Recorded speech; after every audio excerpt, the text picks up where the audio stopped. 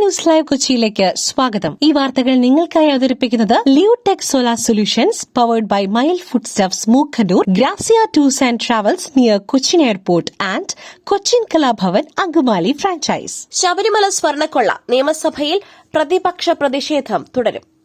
ശബരിമല സ്വർണ്ണക്കൊള്ള വിവാദമുയർത്തി പ്രതിപക്ഷത്തിന്റെ പ്രതിഷേധം ഇന്നും നിയമസഭയിൽ തുടരും. ചോദ്യോത്തരം മുതൽ പ്രതിഷേധം സംഘടിപ്പിക്കുവാനാണ് പ്രതിപക്ഷത്തിന്റെ തീരുമാനം. അടിയന്തര പ്രമേയത്തിന് നോട്ടീസ് കൊടുക്കാതെയാണ് പ്രതിപക്ഷം ചോദ്യോത്തരവേള മുതൽ പ്രതിഷേധം സംഘടിപ്പിക്കുന്നത്. അഭിഭാഷക ക്ഷേമനിധി ബില്ലടക്കം 3 നിയമനിർമ്മാണങ്ങൾ സഭയുടെ പരിഗണനയ്ക്ക് വരുന്നുണ്ട്. പൊതുമരാമത്ത്, ടൂറിസം, ഭക്ഷ്യവകുപ്പുകളുടെ ധനാഭ്യർത്ഥന ചർച്ചകൾ ആണെന്ന് സഭയിൽ നടക്കുന്നത്. യുഡിഎഫിന്റെ ജാഥ നടക്കുന്നതിനാൽ പ്രതിപക്ഷ നേതാവ് അടക്കമുള്ള പ്രമുഖർ ആരും സഭയിൽ ഉണ്ടാകില്ല.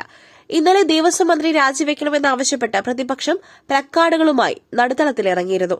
ആചാരലംഘനത്തിന് കൂട്ടുനിൽക്കാത്തതിനാലാണ് തന്ത്രിയെ അറസ്റ്റ് ചെയ്തതെന്ന് വാദിച്ച പ്രതിപക്ഷം സഭ ബഹിഷ്കരിക്കുകയായിരുന്നു. ശബരിമല സ്വർണ്ണക്കൊള്ള പ്രതിപക്ഷം എസ്ഐടിയുടെ വിശ്വാസ്യത തകർക്കുവാൻ ശ്രമിക്കുന്നു. വിജിലൻസ് കോടതിയുടെ ഉത്തരവ് അന്തിമമല്ല, മന്ത്രി പി രാജീവ്. ശബരിമല സ്വർണ്ണക്കൊള്ള കേസിൽ പ്രതിപക്ഷം എസ്ഐടിയുടെ വിശ്വാസ്യത തകർക്കുവാൻ ശ്രമിക്കുന്നെന്ന് മന്ത്രി പി രാജീവ്.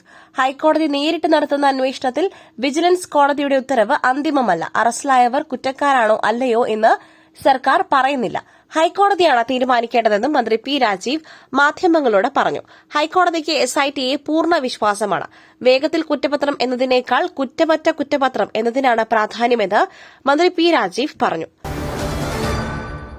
വൈറ്റിലയിൽ റെയിൽവേ ട്രാക്കിന് സമീപം യുവതി മരിച്ച നിലയിൽ, കൊലപാതകമെന്ന് സംശയം. കൊച്ചി വൈറ്റിലയിൽ റെയിൽവേ ട്രാക്കിന് സമീപം യുവതിയെ മരിച്ച നിലയിൽ കണ്ടെത്തി.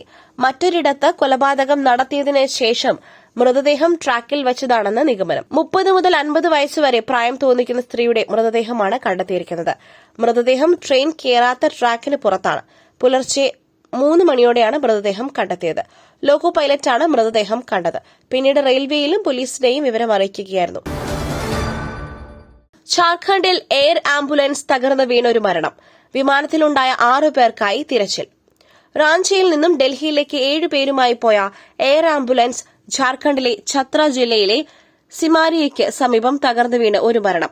സഞ്ജയ് കുമാർ എന്നയാളാണ് മരിച്ചത്. വിമാനത്തിനകത്തുണ്ടായിരുന്ന മറ്റ് 6 പേർക്കായി തെരച്ചിൽ തുടരുകയാണ്.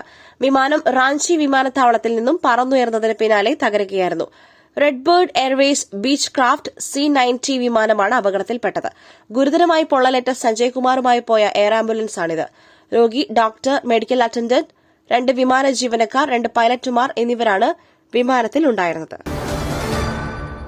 നീതിദേവത വൈകിയിട്ടില്ല. 5 ദിവസം കൊണ്ട് അന്വേഷണം പൂർത്തിയാക്കി. പോക്സോ കേസിൽ അതിവേഗം ശിക്ഷ ഉറപ്പാക്കി പത്തനംതിട്ട പോലീസ്.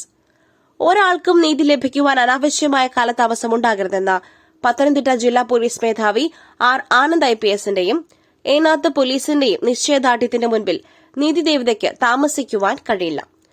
2025 നവംബറിൽ രജിസ്റ്റർ ചെയ്ത പോക്സോ കേസിലാണ് 3.5 മാസത്തിനുള്ളിൽ പ്രതിക്ക് ശിക്ഷ ഉറപ്പാക്കിയത്.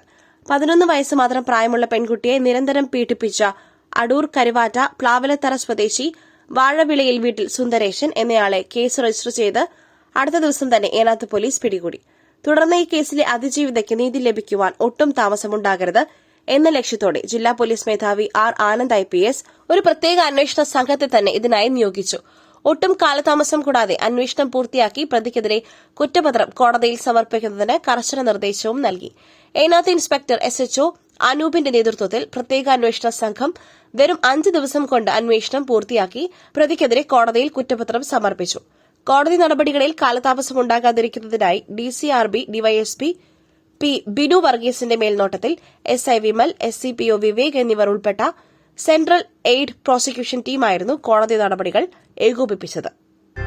പുട്ടു രുചികരമാവണമെങ്കിൽ മയിലിന്റെ പുട്ടുപൊടി തന്നെ വേണം. അതിന് ചെമ്പാപ്പുട്ടാണെങ്കിലും അങ്ങനെ തന്നെ. മയിൽ റൈസ് ആൻഡ് ഫുഡ് പ്രൊഡക്ട്സ്, ശ്രേഷ്ഠം സമ്പുഷ്ടം. ആരോഗ്യമേഖലയെ തകർക്കുവാൻ ഗൂഢനീക്കം നടക്കുന്നു. കുത്തക ആശുപത്രികളാണ് പിന്നിൽ. വീണ ജോർജ്. കേരളത്തിന്റെ ആരോഗ്യമേഖലയെ തകർക്കുവാൻ ഗൂഢനീക്കം നടക്കുന്നുവെന്ന് മന്ത്രി വീണ ജോർജ്.